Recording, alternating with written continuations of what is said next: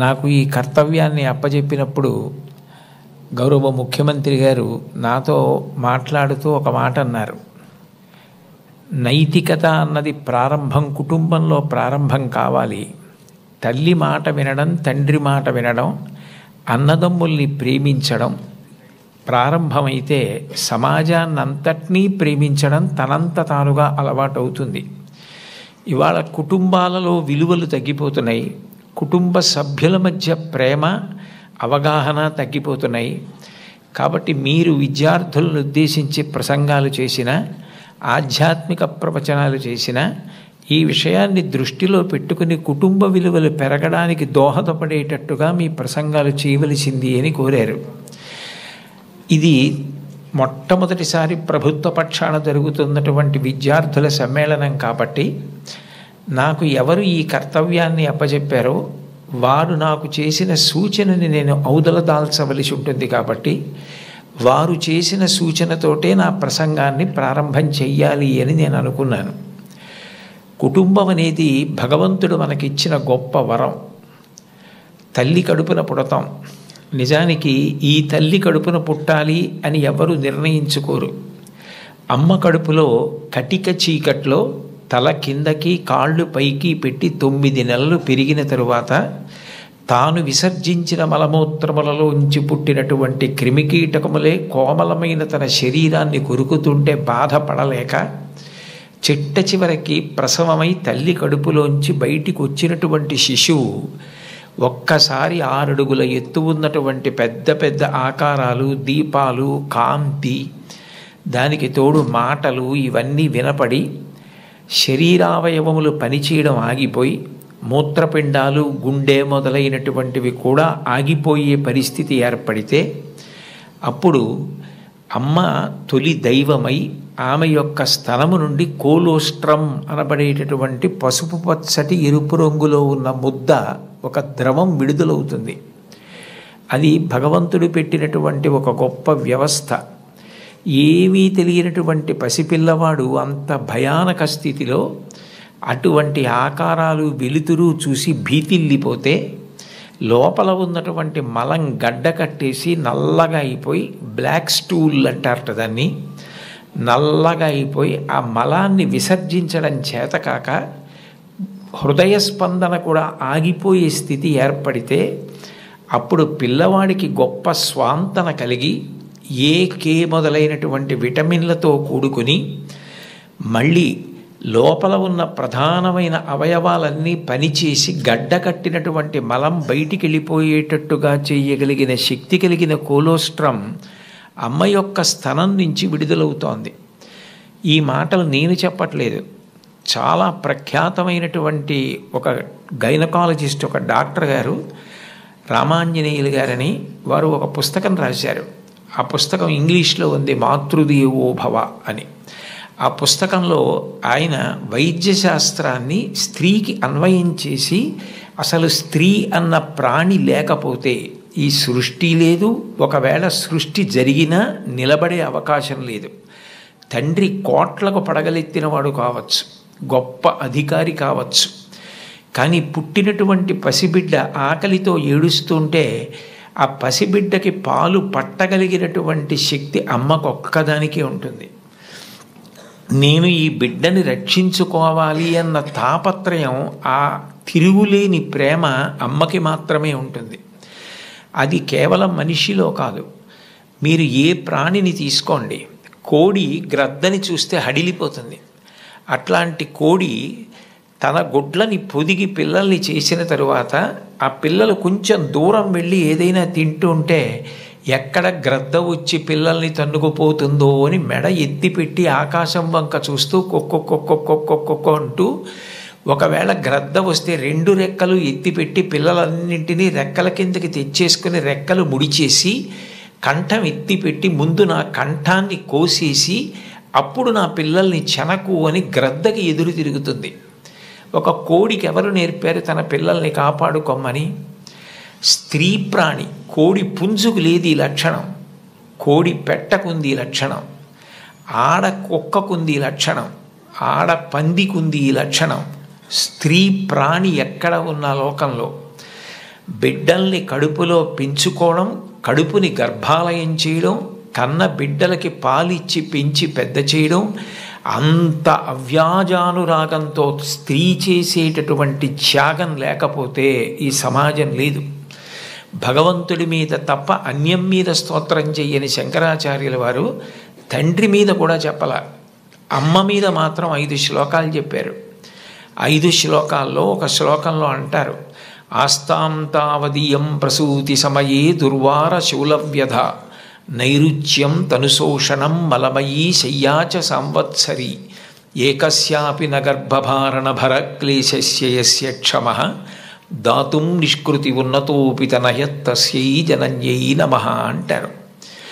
9 నెలలు కడుపు పెద్దదై వికారమును పొంది తాను వంగలేక పని చేసుకోలేక తిందామంటే ఆహారం సహించక ఎంతో కష్టపడి తాను మరణ సదృశమైనటువంటి వేదన పొంది అన్ని నిప్పులు పడి బిడ్డని ప్రసవించి ఆ బిడ్డకి పాలిచ్చి పెంచి పెద్ద చేసి ఏడాది పాటు చలికాలం లేదు, వర్షాకాలం లేదు, మంచంలోనే మలమూత్ర విసర్జన చేస్తే ఆ మలమూత్రములను తుడిచి కడిగి బిడ్డని రక్షించి తాను ఉపవాసాలు చేసి చిట్ట చివరికి అవసరమైతే పిల్లవాడు ఎంత పెద్దవాడైనా వాడికి ఏదైనా కించిత్ అనారోగ్యం కలిగిందంటే భయం వేసినటువంటి మనసుతో నా ఆయుర్దాయం కూడా నువ్వే పోసుకొని బ్రతుకని అనగలిగినటువంటి వ్యక్తి ప్రపంచంలో ఉంటే అది అమ్మ ఒక్కతే.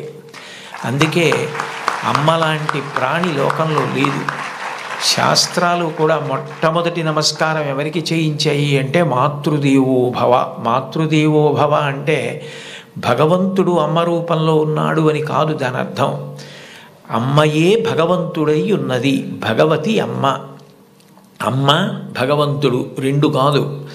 ఎందుకనంటే ప్రాణం పోయేటప్పుడు కూడా ఎక్కడ కొడుక్కి ఇబ్బంది కలుగుతుందోనని కొడుక్కి ఇబ్బంది కలగకుండా వాడికి ఏ విధమైనటువంటి క్లేశము పొందకుండా తాను వెళ్ళిపోవాలని తల్లి కోరుకుంటుంది. సభలో చెప్పడం నాకు ఇష్టం లేదు, కానీ నేను ఉద్యోగం చేసిన రోజుల్లో నాతో పాటు ఉద్యోగం చేసినటువంటి ఒక వ్యక్తి తల్లి, ఆమెకి గుండె నొప్పి వస్తోందని తెలిసినా కొడుక్కి చెప్తే ఎక్కడ కొడుకు వైద్యానికి తీసుకెడతాడో, ఎక్కడ కొడుక్కి చాలా డబ్బు అయిపోతుందో, ఆడపిల్లలు పెళ్ళికి దిగొచ్చారు, మగపిల్లలు చదువుకుంటున్నారని చెప్పడం మానేసి కొడుకు నిద్రపోవడానికి వెళ్ళిపోతుంటే పిలిచి ఒక్కసారి ఇలా కూర్చొని ఒళ్ళో తల పెట్టుకుంటానని, ఒళ్ళో తలపెట్టుకుని నేను నిద్రపోయిన తర్వాత నువ్వు వెళ్ళి పడుకో అని అంటే ఆవిడ ఉద్దేశ్యం ఏంటంటే ఆవిడ శాశ్వత నిద్రలోకి వెళ్ళిపోతోంది. ఆ కొడుకు ఒళ్ళో తల పెట్టుకుని పడుకుంటే కొంతసేపటికి తల్లి కదలటం లేదని వాడు కదిపి చూస్తే తల్లి శరీర త్యాగం చేసేసింది. ఆ తర్వాత తెలిసింది, తన భార్య చెప్పింది, కొంచెం గుండెల్లో నొప్పిగా ఉందమ్మా, బరువు పని చేయలేకపోతున్నాను, కానీ వాడికి మాత్రం నువ్వు చెప్పకు సుమా అని ఒట్టేయించుకుందట కోడలతో. అది తల్లి అంటే. అమ్మ అంటే అంతటి ప్రేమైకమూర్తి. అమ్మ లాంటి వ్యక్తి జీవితంలో ఇక దొరకదు. జీవితంలో అన్నిటికన్నా పెద్ద నేరం ఏమిటంటే అమ్మకి చెప్పలేము అన్న పని మనం చేయడమే. ఏ పని మనం చేస్తామో అది అమ్మకి చెప్పగలగాలి. మీరు ఏ పని చెయ్యండి, ఇది అమ్మకి నేను చెప్పలేను అన్న పని మీరు జీవితంలో ఎప్పుడూ చెయ్యకూడదు. భగవంతుడెంతో అమ్మ అంతే. మీరు మహాత్ములైన వారి ఎవరి జీవిత చరిత్ర పరిశీలించండి. అమ్మకి నమస్కారం చెయ్యకుండా అమ్మ గొప్పతనం చెప్పకుండా లేరు. ఈ రాష్ట్రానికి ముఖ్యమంత్రి చేసినటువంటి ప్రాతస్మరణీయులు టంగుటూరి ప్రకాశం పంతులు గారు తన జీవిత చరిత్రలో వ్రాసుకున్నారు.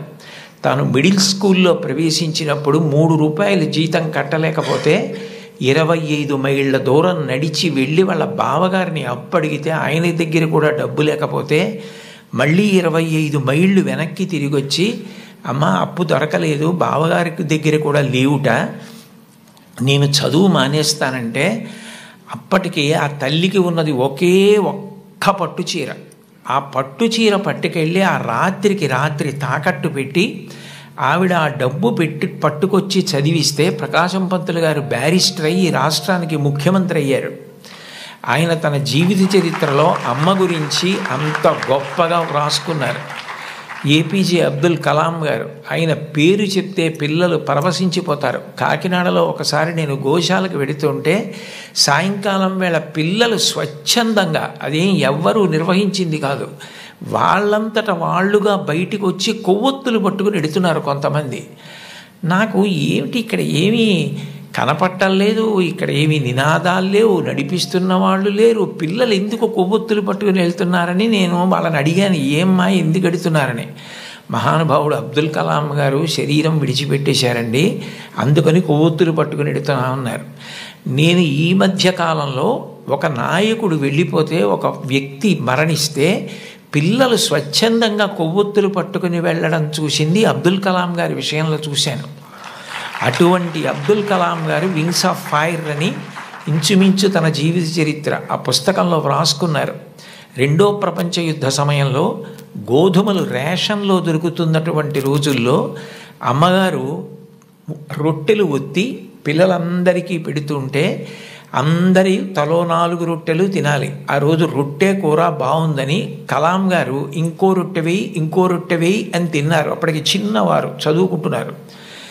ఇంకో రొట్టె వెయ్యని తినేస్తే అన్నగారు వచ్చి, నువ్వు రొట్టెలు ఎక్కువ తినేశావు, రెండో ప్రపంచ యుద్ధం జరుగుతోంది, రేషను గోధుమలు దొరకట్లేదు, అమ్మకి రొట్టెలు లేవు, నీకు పెట్టేసింది, అలా తినచ్చా అన్నారు. అమ్మకి తినవలసిన రొట్లు తాను తినేశానన్న న్యూనతాభావంతో కలాం గారు వలవలా ఏడుస్తుంటే తల్లిగారు వచ్చి గట్టిగా కౌగిలించుకొని, నాన్న నువ్వు తింటే నేను తిన్నట్టేరా, నాకు చాలా సంతోషంగా ఉంది అంది మా అమ్మ. అమ్మ ఒకరోజు వస్తుంది, ఆ రోజు ఈ కలాం ఈ శరీరాన్ని విడిచిపెట్టి నీకు నమస్కారం చేయడానికి వస్తాడు. On the day of the final judgement అని రాసుకున్నారు ఆయన. ఆ రోజు నువ్వు ఏ అన్నం కూడా తినడం మానేసి పెట్టి నన్ను పెంచి పెద్ద చేశావో, ఈ శరీరంతో ఈ మేధస్సుతో నేను దేశ సేవ చేసి కృతార్థుడనై ఆ అమ్మ కన్నా కొడుకు అని నీకు కీర్తి తెచ్చి వచ్చి నీ పాదములకు నమస్కరిస్తానని రాసుకున్నారు. అమ్మకి అబ్దుల్ కలాం గారు ఇచ్చినటువంటి గౌరవం అంత గొప్పది. మహాత్ముల జీవితాలు ఎవరివి మీరు చదవండి. అంతవరకు ఎందుకు, మీ అందరికీ తెలిసిన్నటువంటి వ్యక్తి నోరి దత్తాత్రేయుడు గారని, ఇవాళ ప్రపంచ ప్రఖ్యాత క్యాన్సర్ స్పెషలిస్ట్, ఒకప్పుడు భారతదేశానికి రాష్ట్రపతి పదవి నిర్వహించినటువంటి వ్యక్తి, మాన్యులు శ్రీ నీలం సంజీవరెడ్డి గారికి క్యాన్సర్ వస్తే వారే ఆ వైద్యం చేసి ఆ వ్యాధి పోయేటట్టు చేశారు. ఆయన చిన్నతనంలో పడిన కష్టాల గురించి ఆయన వ్రాసిన పుస్తకం చదివితే ఆశ్చర్యం వేస్తుంది. వాళ్ళ అమ్మగారు పడ్డ కష్టం, ఎంత కష్టపడి ఆయన్ని పెంచి పెద్ద చేశారో. ఆయన విదేశాలు వెళ్ళి అంత పెద్ద క్యాన్సర్ స్పెషలిస్ట్ అయిన తర్వాత ఆయన చేసిన మొదటి పని ఏమిటంటే, మా అమ్మ ఒంటి మీద బంగారపు నలుసు లేకుండా అమ్మి మమ్మల్ని పెంచి పెద్ద చేసింది, ఆ అమ్మకి 2 బంగారు గాజులు కొంటే నా జీవితం ధన్యమని గాజులు కొనుక్కుని విదేశాల నుంచి వచ్చి అమ్మ చేతులకి తొడిగి ఆనంద బాష్పాలు కార్చారు. ఈ జాతి మొదటి లక్షణం అమ్మని గౌరవించడం. మాతృదేవో భవ. మీరందరూ పిల్లలు, మీరు నేర్చుకోవలసిన మొట్టమొదటి నియమం ఏది అంటే అమ్మని గౌరవించడం నేర్చుకోండి. అమ్మకి నమస్కారం చెయ్యండి.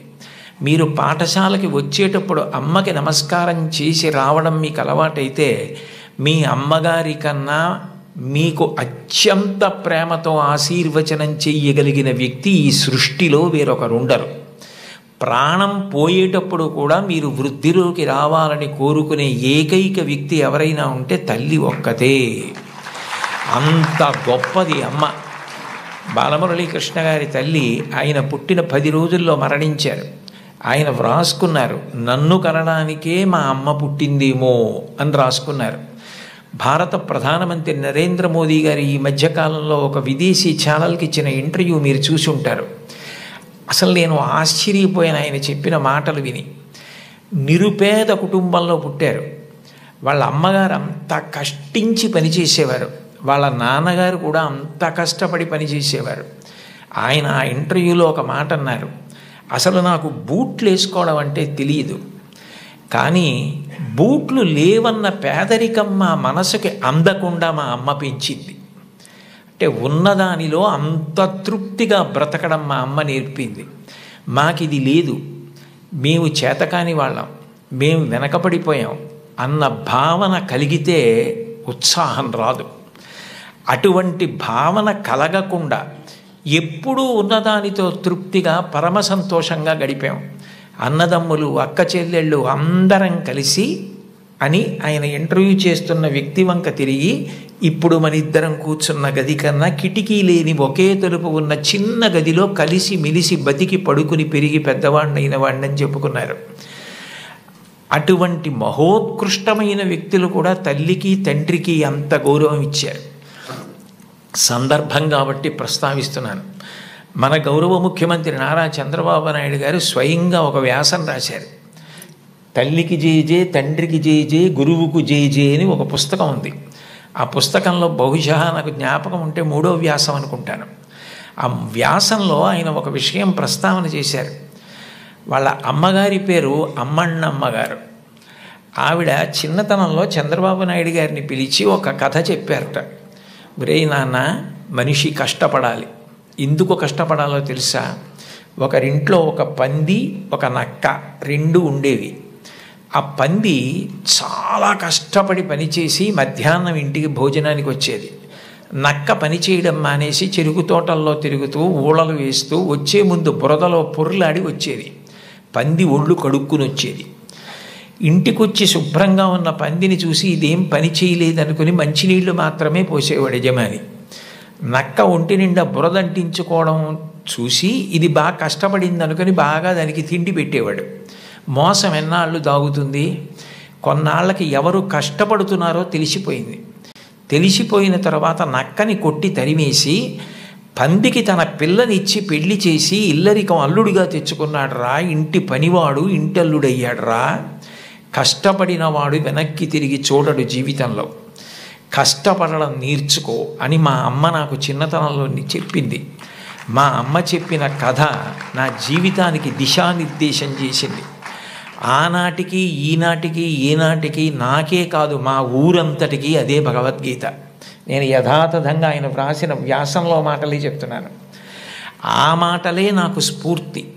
ఇప్పటికీ కష్టపడడం నాకు అంత సంతోషం. ఆ కష్టపడడం అన్నది నేను మా అమ్మగారి దగ్గర నేర్చుకున్నాను. ఆ కష్టపడే ఇవాళ ఈ స్థితికి వచ్చాను.